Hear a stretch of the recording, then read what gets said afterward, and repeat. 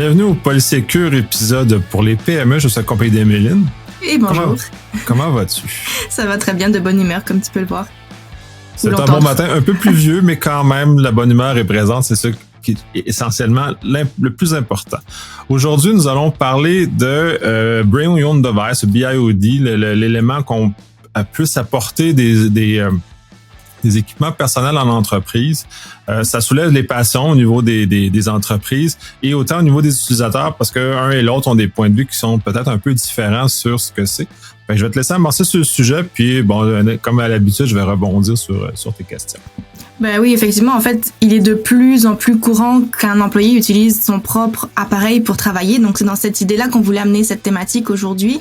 Tu sais, ça peut être... En fait, il y a deux volets, en quelque sorte. Il y a l'employé qui amène son laptop, qui travaille depuis son laptop à lui personnellement. Mais il y a aussi un petit peu, et des fois on l'oublie, mais c'est l'entre-deux. L'entre-deux que l'employeur fournit un laptop professionnel, mais on prend quand même nos courriels sur notre téléphone perso. Tu sais que des fois, le Bring Your Own Device amène ton propre téléphone, amène ton propre appareil. Ça peut être juste un des deux aussi. Ça peut être, j'utilise mon téléphone perso pour prendre mes courriels. Donc, c'est vraiment de plus en plus courant. Ça amène plein d'enjeux au niveau de la cybersécurité, oui, mais aussi au niveau de la déconnexion. Parce qu'on a tout le temps notre téléphone, on s'attend tout le temps à recevoir un message, puis il faut y répondre dans la minute. Donc, ça amène des enjeux au niveau de la déconnexion. Puis ça, d'ailleurs, si tu as besoin d'un invité sur le sujet, j'ai quelqu'un potentiellement qui parlera de ça avec beaucoup de passion. Mais là, faut assurer quelque chose. Faut assurer la pérennité. Faut assurer la sécurité des données de l'entreprise et il y a certaines balises potentiellement qui doivent être clairement définies. Donc l'épisode aujourd'hui, vous n'allez pas trouver la réponse à est-ce que c'est une bonne idée, est-ce que je le fais, est-ce que je le fais pas, de permettre à mes employés de travailler depuis leur appareil personnel. Vous allez vous faire une tête de toute façon parce que on va amener quelques recommandations d'exigences potentiellement à mettre en place et peut-être vous allez dire oh là là c'est trop de job. Fait qu'à la place de demander et d'encadrer tout ça, je vais fournir un laptop à mon employé. Donc il y a vraiment ces deux-là et il y a potentiellement aussi des employés qui nous écoutent et qui disent ah ouais j'avais pas pensé que c'était pas une bonne pratique nécessairement. Donc c'est vraiment un petit peu le contexte dans lequel on veut vous amener aujourd'hui. Mais avant de rentrer peut-être dans les recommandations, toi Nicolas Loïc, ton point de vue par rapport à ça, qu'est-ce que tu vois, c'est quoi la tendance et les irritants aussi possiblement par rapport à tout ça? Il y a plusieurs axes à ça. Le confinement a amené une accélération du Bring Your Own Device de façon incontrôlée. Puis ça, c'est peut-être un peu le problème de cette situation-là, c'est qu'il n'était pas contrôlé. Donc, les entreprises ont perdu le contrôle de la situation, donc la capacité à surveiller. Puis là, les employés, tu sais, des fois, sont un peu frustrés de cette surveillance-là, mais jusqu'à un certain point, la compagnie est responsable et propriétaire des informations qui se promènent.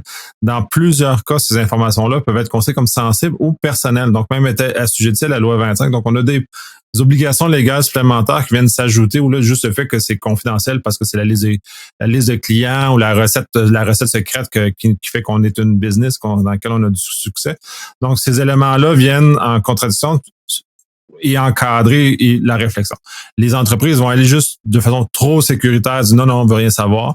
Et les employés vont aller être trop libérales. Ils vont dire, oui, moi, je vais être absolument libre de faire ce que je veux. Et donc, ces deux points-là s'opposent. Donc, les tendances vont nécessairement se retrouver dans le milieu, tout dépendant des secteurs, des industries. C'est pour ça aussi, il n'y a pas de recette, il n'y a pas de formule magique, puisque ça dépend vraiment dans quel secteur et dans quelle industrie on est. On dit dans du milieu, disons, plus de la recherche, par exemple, ou du milieu militaire.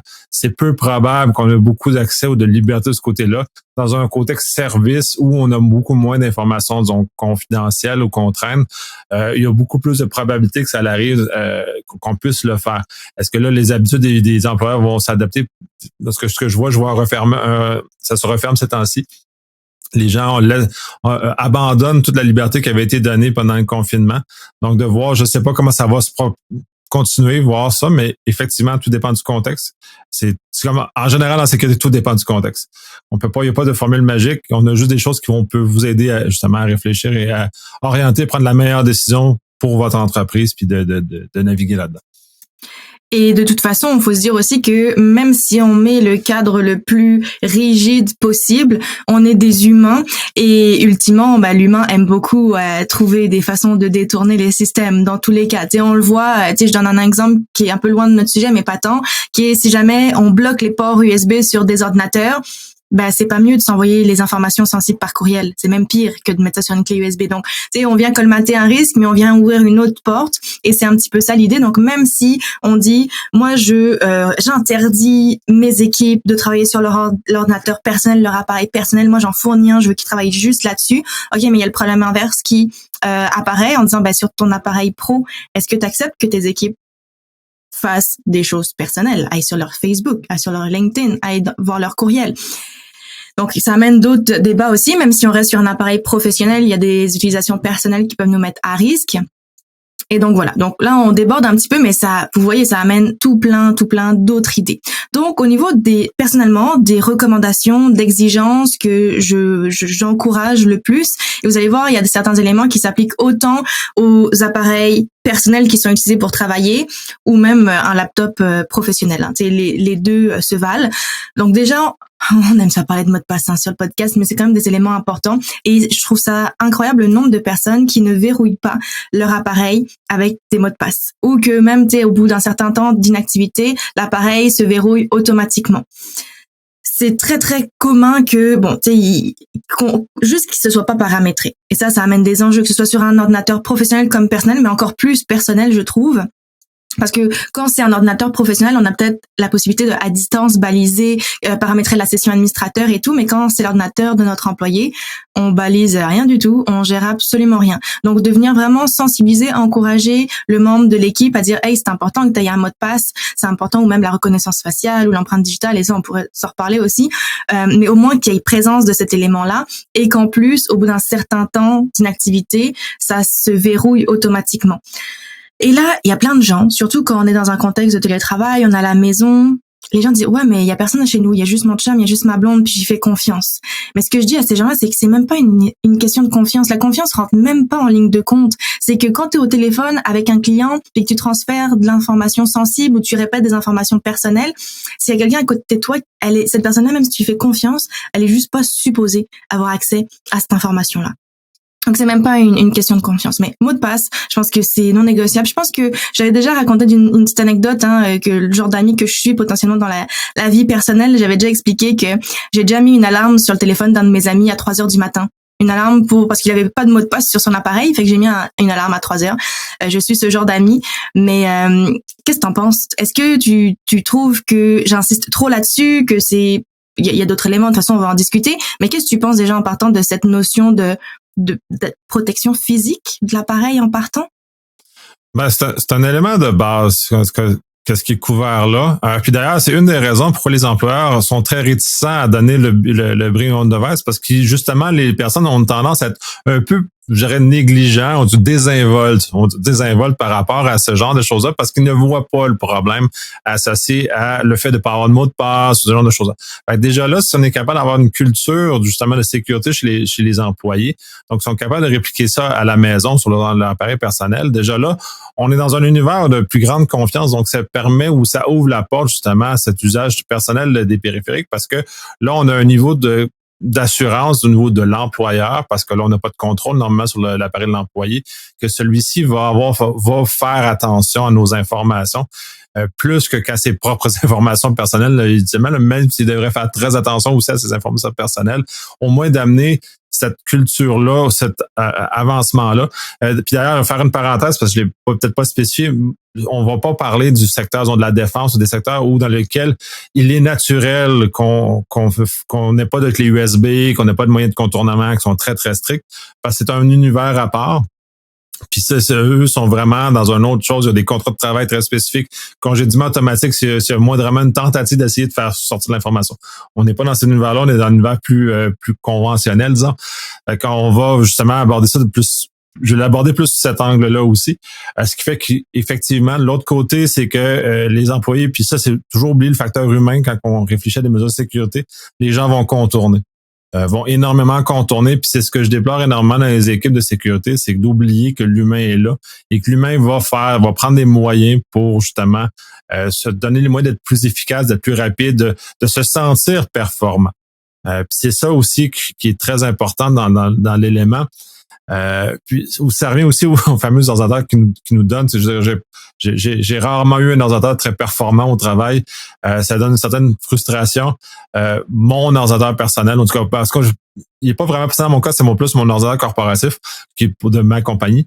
Il est super bien équipé, il est super efficace, je suis beaucoup plus rapide. Puis là, donc cette tendance-là, puis elle m'habite beaucoup. Là, puis je suis vraiment celui des défenseurs des utilisateurs de faire ça. Mais en même temps, comme je suis un professionnel, j'ai super strict. Mot de passe tout le temps, écran de veille embarque tout de suite, autant sur mes appareils cellulaires que sur mes appareils, les ordinateurs. Tout est vraiment fait comme ça, même si je fais confiance au monde dans ma maison, même si tout ça est mis en confiance parce qu'on est dans un environnement que, puis même encore là, tu veux dire, ça va être un peu plate, mais on sait pas si la personne avec qui on habite va être encore là dans un an avec nous. Si notre situation de couple va pas se vicier pour X raisons dans un an, puis cette information-là va toujours vivre dans la tête de cette personne-là, même une fois qu'elle ne sera plus dans notre vie. Fait que c'est tout de réfléchir à ce genre de choses-là. C'est un peu peut-être glauque à la limite, mais on est en sécurité, fait qu'il faut déjà anticiper ces éléments-là comme ça. Fait que effectivement, au début du confinement, ben moi, dans mon cas, j'ai un bureau séparé, ma conjointe a un bureau. Alors, on a chacun nos bureaux, on est vraiment dans nos environnements, on n'entend pas les conversations de l'autre, on est dans les choses. Nos sessions sont verrouillées, fait que c'est vraiment très important. On ne va pas jusqu'à verrouiller la porte de nos bureaux respectifs, mais on n'est pas très loin de ce genre de séparation-là parce que c'est nos environnements de travail dans lesquels on manipule les informations. Moi, dans mon cas, pas de temps sensible que ça parce que, on va dire, oui, la directive de machin, les gens peuvent dire que oui, ça pourrait être considéré comme sensible. La réalité, c'est non parce qu'on c'est comme une reprise d'autres choses. Mais bref, moi, je manipule peu d'informations qui sont sensibles et encore moins d'informations personnelles. C'est moins un problème dans mon cas. Mais des gens qui sont dans un contexte de manipulation, ben là, on a des choses. Donc, oui, le mot de passe, c'est essentiel, c'est la base. Puis j'ai déjà été un ami comme toi de faire ça avec ça. Fait que mes amis ont tous des mots de passe. Fait que maintenant, je ne fais plus ce genre de blague-là, de mettre un cadran. Moi, je sais pas, c'était pas un cadran à 3 heures du matin, mais moi, je mettais un mot de passe dessus sur leurs appareils. Fait que c'était d'autant plus frustrant à ce moment-là. Fait qu'ils étaient comme pris coincés en dehors de leur appareil. Puis là, bref, ça donnait souvent une leçon assez importante. Ah, c'était encore pire que moi, finalement. Je me dis, finalement, je me console quand j'entends ce genre d'histoire-là. Fait qu'on a dézoomé, on a regardé au niveau de la sécurité physique de l'appareil. Je rentre dans l'appareil maintenant.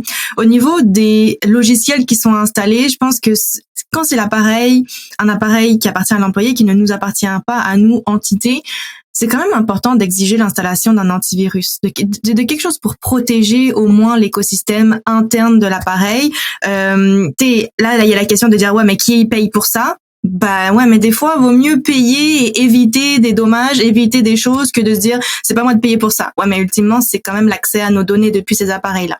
Donc, ouais, ben, celle-là, pour moi, elle est simple. Si je désire utiliser mon appareil, c'est pas imposé. Si c'est moi qui désire utiliser mon appareil, c'est ma responsabilité. Donc, de moi à défrayer les coûts. Fait que si je suis pas prêt à défrayer les coûts, ben, je suis pas prêt à utiliser mon appareil personnel. Fait que ça reste ça. Cependant, si c'est l'employeur qui exige que j'utilise mon appareil personnel, parce que ça arrive dans certaines circonstances, ben là, c'est effectivement la responsabilité et au niveau de l'employeur de défrayer les coûts. Puis d'ailleurs, puis le petit partage, on l'a déjà fait dans d'autres podcasts, les antivirus ou EDR maintenant qui sont plus sophistiqués, c'est plus pour les ordinateurs portables.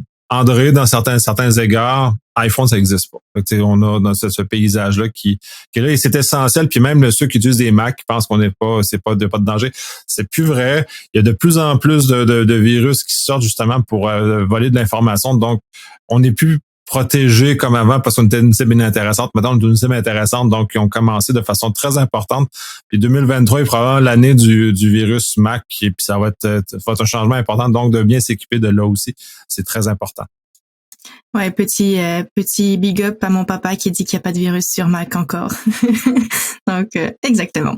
Et puis, on parle d'antivirus, de ce type de logiciel de protection-là, mais on peut penser à tous les autres logiciels connexes. Ça existe encore des logiciels craqués, des logiciels, ouais, je pense craquer c'est en français, en tout cas des logiciels que t'as pas payé pour, que t'as comme trouvé une petite porte et tu l'as installé sur ton ordi. Je connais, et c'est histoire vraie là, je connais vraiment des entités, des entreprises qui permettent à leurs employés d'utiliser leur appareil personnel, puis ils se sont rendus compte qu'il y avait des licences qui étaient craquées, genre des Adobe de ce monde qui utilisaient des versions craquées, mais c'est une porte d'entrée incroyable qui laisserait rentrer d'autres choses, qui donnerait accès aux données. Et donc ça aussi, ça revient à la responsabilité, c'est à qui de payer. Mais indirectement, si c'est une exigence, comme tu le disais, que l'employé utilise son appareil personnel ou parce que la personne est à l'étranger, donc ça devient un peu plus compliqué de lui envoyer des appareils de toute façon.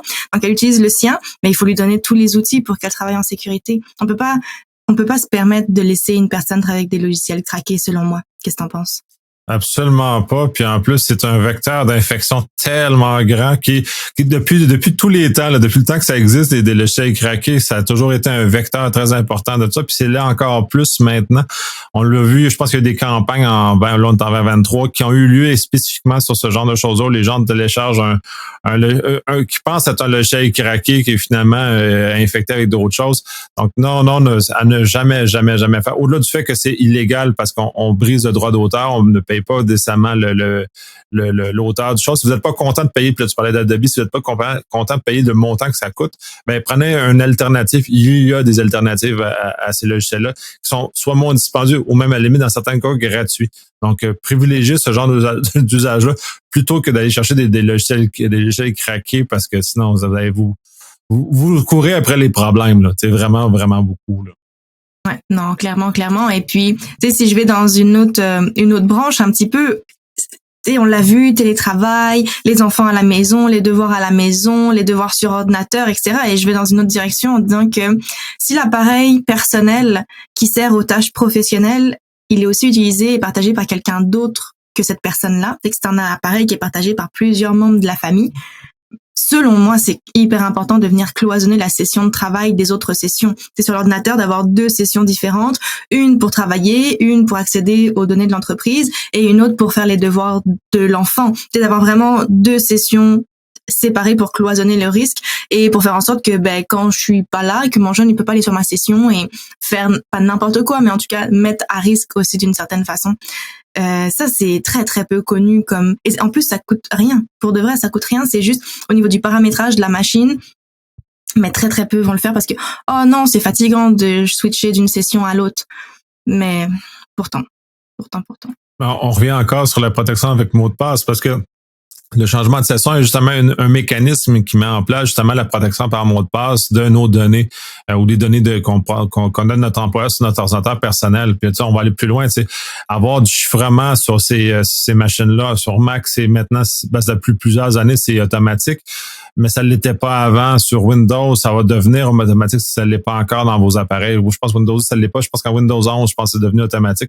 Mais ça, je peux me tromper, je suis pas très bon dans ces domaines-là. Mais si ça ne l'est pas activé là, ça fait partie des mécanismes sur ordinateur portable que vous devez mettre en œuvre. En plus, ce qui va protéger le fait que si vous partez, en plus, vous partagez. Moi, j'aime pas l'idée de partager. Je suis vraiment hyper inconfortable avec cette idée-là parce que la probabilité de faire des erreurs est très grande. Mais bon, si cette situation-là, elle est acceptée, justement, cette séparation-là est essentielle. Et le chiffrement est d'autant plus essentiel parce que chaque bloc de stockage personnel va être chiffré avec une clé distincte. Donc, même si je réussis à contourner les moyens de contrôle du système d'exploitation, le chiffrement va m'empêcher de voir le contenu. Donc, je protège décemment l'information de mon employeur à ce moment-là. Et en plus, si j'ai de l'information personnelle sous mes lois 25, c'est encore d'autant plus important que cette information-là soit chiffrée parce que si je venais à perdre l'information ou si quelqu'un dans ma famille accède à l'information, ça devient un incident de confidentialité. Donc, on se soumet, on est contraint à la loi et donc ça devient un bordel légal dans lequel, généralement, on n'essaie pas d'aller. Juste comme ça. Ouais, on évite. Généralement, on a déjà assez de soucis si on s'en évite quelques-uns. Il y a tout ce qui touche le stockage des données plutôt. Je pense que au niveau de cet appareil personnel-là, idéalement, aucune donnée de l'organisation devrait être stockée à même l'ordinateur, à même les fichiers de l'employé. Tout devrait vraiment toujours se retrouver en lieu sûr sur les serveurs, sur l'outil infonuagique, si c'est ça qui est mis en place. Je pense sincèrement que, parce que sinon il y a des risques de perte. On n'a jamais la dernière information à même dans nos dossiers, dans nos fichiers à nous. On se dit il y a toujours, et puis c'est un enjeu qui peut arriver aussi bien avec un ordinateur professionnel, hein, dans mes fichiers téléchargés, dans les dossiers, etc.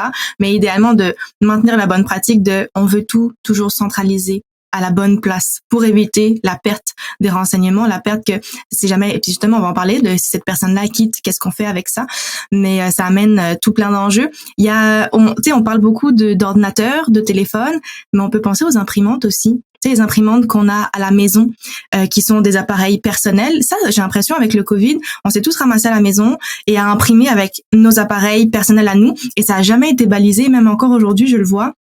Et bien que peut-être c'est permis d'imprimer depuis son propre appareil, il faut faire super attention à toute la suite, toute la destruction des documents. Tu sais, il y a peut-être des informations sensibles sur l'organisation, sur des clients. Et il y a encore, tu sais, quand on était au bureau, on avait des bacs de recyclage qui étaient fermés à clé puis que ça s'en allait être déchiqueté. Donc ça s'en allait pour être détruit. Mais à la maison, j'ai pas de déchiqueteuse. Est-ce que je mets ça au recyclage? Est-ce que c'est une bonne idée? Et la réponse, c'est non. Il y a encore énormément de vols de courrier, de vols dans tout ce qui est recyclage, dans toute cette paperasse-là. Donc, ça aussi, je pense que c'est à baliser et à pas oublier, à mettre dans la loupe. Qu'est-ce que tu en penses de cet aspect-là? Oui. Moi, j'en ai une déchiqueteuse. Naturellement, là, pour avoir traité des dossiers qui sont plus sensibles, effectivement, je déchiquete ça. Ou même pire que ça, j'ai un bac dans lequel je mets mes papiers confidentiels. C'est peut-être, à la limite, c'est peut-être discutable, mais une fois par année, je m'en les brûler. Fait que c'est encore mieux parce qu'à ce moment-là, il n'y a plus une capacité de recomposition. Parce qu'on pourrait plaider que le déchiquetage a ses limites et en ce moment-là, on serait capable de reconstruire. Je crois pas que les documents que je manipule ont cette valeur suffisante pour être reconstruits, mais cependant, je demeure quand même sur le fait que je vais brûler probablement une bonne partie de mes documents. À chaque année, à chaque été, on se loue un chalet, on va là puis on brûle tous nos papiers confidentiels à ce moment-là qui n'ont plus besoin d'exister. Donc, on a une destruction complète de l'information. Fait que oui, mais les imprimantes, c'est ça, c'est de faire très attention.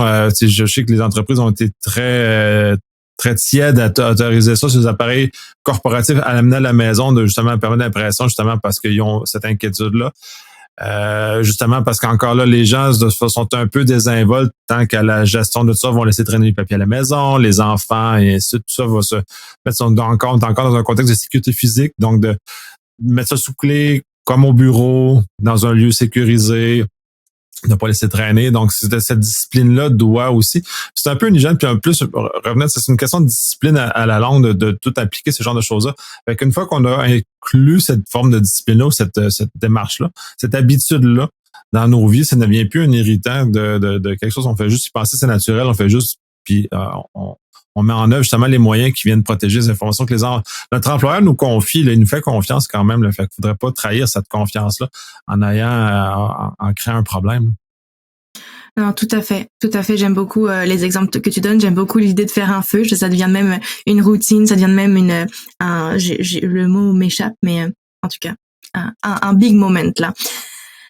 Ensuite, il y a des questions un peu plus sensibles, mais qui est tout de même très important de clarifier, selon moi, dès le début. Mais même si vous avez des employés qui utilisent leur appareil personnel en ce moment, la discussion est à mettre sur la table tout de même. Mais c'est ultimement, je vais poser la question, mais vous connaissez la réponse, c'est qui sont les propriétaires des informations sur l'appareil personnel de l'employé? C'est aller où la limite? Qu'est-ce qui vous appartient à vous en tant qu'entité? Qu'est-ce qui reste la propriété de l'employé en tant que tel? Donc, ça va être important de mettre par écrit que votre organisation, elle demeure propriétaire des données professionnelles qui se trouvent sur l'appareil personnel de l'employé. Ça faut que ce soit écrit quelque part, sinon la personne peut quitter et puis ça m'appartient, c'est sur mon ordinateur. Donc il faut mettre toujours les choses par écrit le plus possible. Et ensuite, justement, j'ai quelqu'un qui quitte, la personne part, il y a un départ. Qu'est-ce qui arrive avec les données de mon organisation qui sont sur cet appareil personnel-là?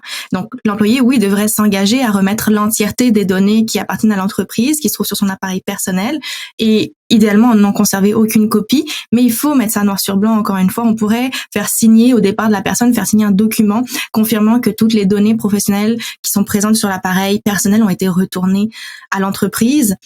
Je pense que ça va de soi. S'il y a besoin de modèles, les gens peuvent me contacter. J'ai ça sous la main aussi. Et dernière idée, je te laisse rebondir ensuite, c'est qui est tenu responsable en cas de perte, en cas de vol du matériel de l'appareil. C'est en cas de perte, de vol, il devrait potentiellement être écrit noir sur blanc que dépendamment de la situation, dépendamment de ce qui est arrivé, l'employé serait entièrement responsable. En cas d'accès non autorisé, que ce serait, en tout cas, il y a plein d'idées et plein de zones aussi à aller clarifier. Si la personne se fait cambrioler, il y a toujours des histoires d'assurance, il y a des assurances pour ça, mais bon, même si on a des assurances, on reste peut-être potentiellement victime d'un incident de confidentialité et on a plein de devoirs à faire avec ça. Donc c'est un peu toutes ces choses-là qui sont des points plus sensibles, qui sont des points où est-ce que c'est des discussions qu'on veut pas avoir ultimement parce que c'est plus touché, mais d'un autre côté, il faut avoir ces discussions-là. Qu'est-ce que tu en penses de ces aspects? Donc, au niveau de la perte, du vol, la responsabilité, donc, et si quelqu'un quitte, qu'est-ce qui arrive? Ben, moi, en tant que contractuel, en général, ces genres de contrats-là sont inclus dans mes clauses contractuelles de chacun de mes clients. Donc, moi, je suis très habitué de signer le fait de m'engager à détruire mes informations au bout de 30 jours, je pense, après la fin du mandat.